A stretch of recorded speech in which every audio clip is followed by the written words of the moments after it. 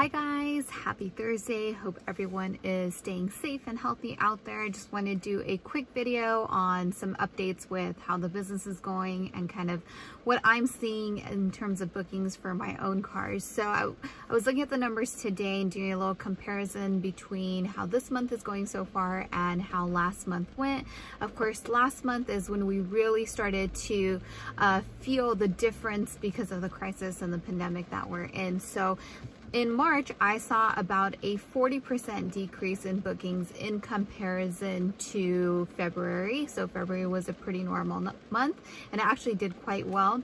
March saw that 40% decrease, and then between March and April, I'm seeing about a 50% decrease in comparison to March. So a pretty big hit here in April. I anticipate April to be the worst of it.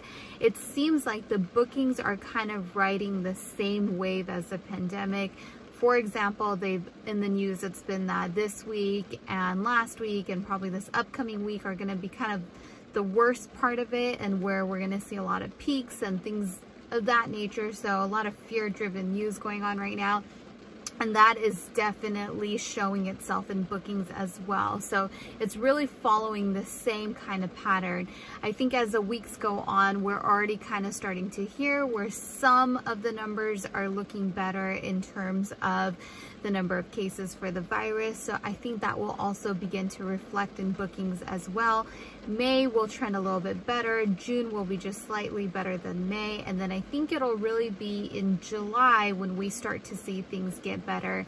I had a chance to tune into a webinar that Tony Robbins did yesterday with a CPA, where they kind of went over the current climate that we're in, what options small businesses have, and really kind of how you should be looking at things in these next couple months in terms of business. And one of the things that he mentioned based on the experts that he talked to, and he's a source that I personally trust really well, somebody I've followed for many years, and one thing I know about him is that he does really thorough research in terms of the people that he talks to, and really does his homework before he presents any information.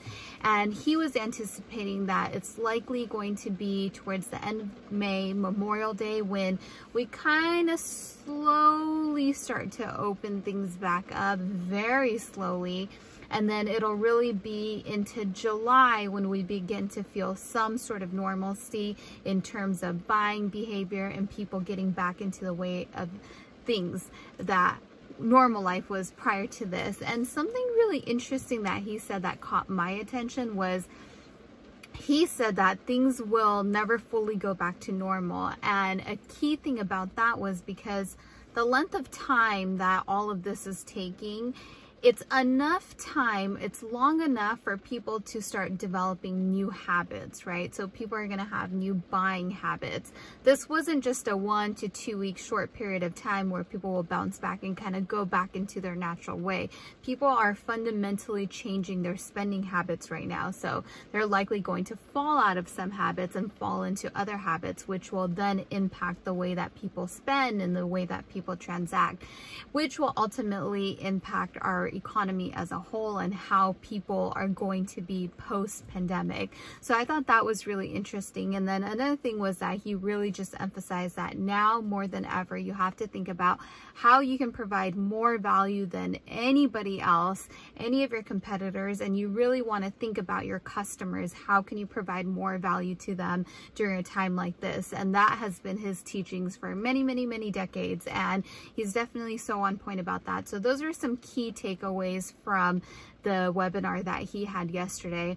And finally, something really neat that I experienced this week is I've had actually 3 healthcare workers that booked my cars and took advantage of the discount that I was offering first responders or anybody really in that medical industry. And that was really cool. And I had one story in particular which was really awesome. It's a car that went out today.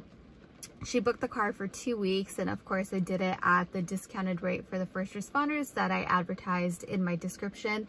She is a registered nurse from Hawaii, flew into Orange County, and she is going to go help in the emergency department at a hospital in Riverside County, which, if you guys have heard in the news, Riverside County has been hit pretty bad and they definitely need some assistance over there. She came into town. She actually had a friend who was going to lend her a car, but that car was having car problems, and so she's been taking Ubers back and forth, but she was expressing how it's been kind of difficult and a little bit nerve-wracking taking Ubers with, you know, a stranger as a driver. And she was just so incredibly grateful to find a car at a great deal and, you know, have it specifically be discounted for first responders.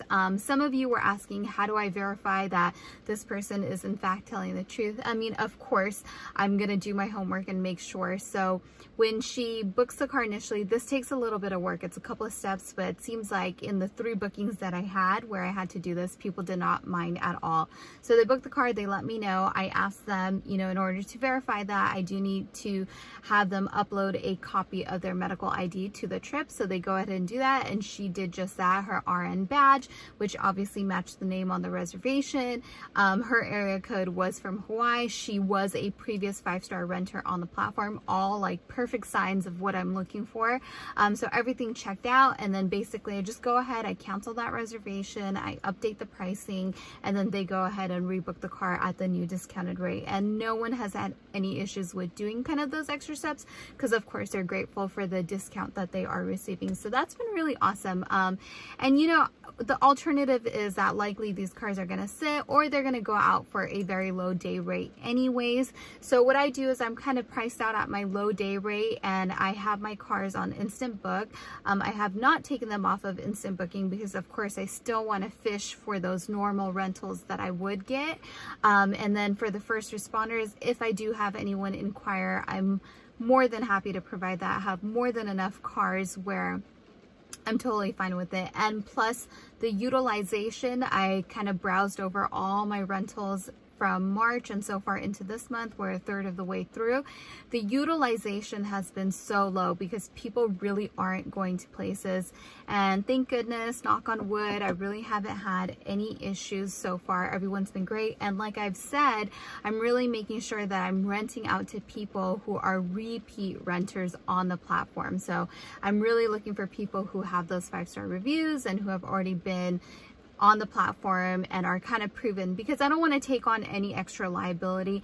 Yes, I up my insurance to standard, so I have full coverage, but still, even with that, I just want to avoid any incidents as much as possible. I did have one renter the other day, sounded super shady, booked the car. He had an international number. He did have previous trips, but he had a most recent trip with a bad review saying he had bad communication, and his communication was really bad.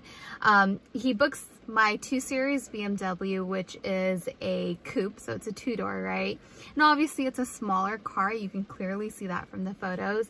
He books the car and then just proceeds to send me like 10 messages like, hello, I have a question. You know, it's like not just one message and you're like, you can already tell communication is off. And then he sends me a message saying, oh, I'm afraid this car might be too small. I'm like, okay, well, sir, I don't know exactly how to help you. I mean, this is the car, it's in the photos. Like, is there anything specific I can answer in terms of the car? And just communication was real off. I ended up canceling the trip because the guy just seemed off, and I just didn't want to take that type of risk with a car that's already priced so low, and then you have a renter who's a headache. Not worth it, right? So I'd rather give that car to a first responder at an even cheaper discounted rate and know that it's going to help somebody in a certain situation. So that's kind of what I've been seeing. I'm really happy to see that I've been getting bookings from first responders. It's been really awesome to just know that, you know, in a situation where so many of us are stuck at home and there's not much you can do, it's one little way of doing something.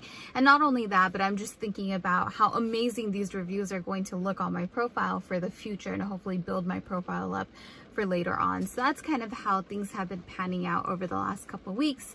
And then, you know, we'll just keep watching the market and see how things progress. I'm really going to be looking at between now and first week of May to see how these transactions evolve with the news, because I anticipate the news to get progressively better over these next 3 to 4 weeks that we have coming up. And if the transactions continue to follow that pattern, then that's how I'm going to anticipate what May, June, and July look like. If the patterns don't complement each other, then I think we have bigger problems, because that's going to really point to change in buying habits in the marketplace. So that's going to make me really reevaluate how I'm going to continue with the business and how I may possibly exit out of a couple of cars and just minimize any financial risk that I might have if I think that this is not going to pick up quite fast enough for the summer season. So we'll see. I will definitely keep you guys posted as to what patterns I notice and anticipate. But on that note, I just want to share an update. I hope you guys are all doing well. If you like this channel, please be sure to subscribe. And as always, do leave me your questions and comments.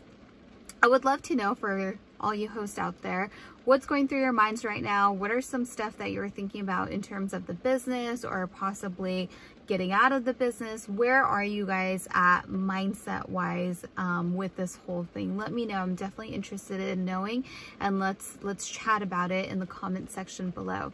All right, guys, take care. Talk to you soon. Bye.